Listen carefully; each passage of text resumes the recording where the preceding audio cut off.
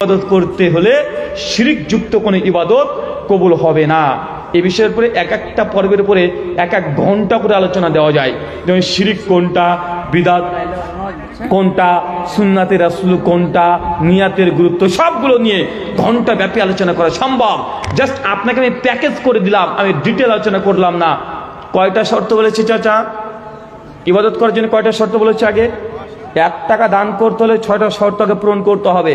6টা শর্ত যদি আপনার মধ্যে না থাকে, দান করলে সেই দান আল্লাহ আপনাকে কবুল করবে না।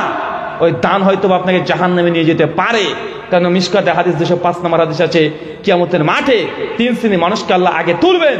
তার মধ্যে প্রথম ওই ব্যক্তিকে আল্লাহ সুবহানাহু ওয়া তাআলা তুলবেন যে দুনিয়াতে প্রচুর দান করেছিল, দানবীর। আল্লাহ জিজ্ঞাসা করবেন, তোমাকে পৃথিবীতে কোটি কোটি টাকা দিয়েছিলাম, কি করেছিলে? বলে, আল্লাহ আমি মানুষকে দান করেছি।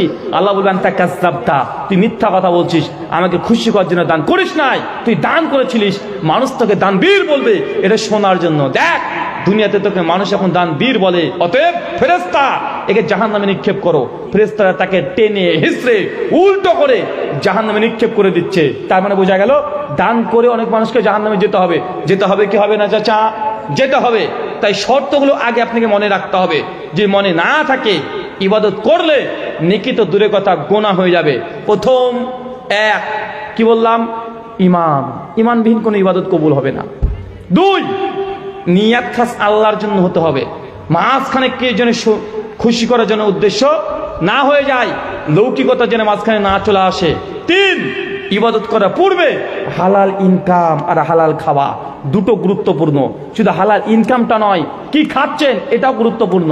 4, যে কোনো ইবাদত যখন করবেন সুন্নাত মোতাবেক করবেন, যেমন নবী করেছে কিনা, সাহাবীরা করেছে কিনা, এর মধ্যেই সীমাবদ্ধ থাকবেন।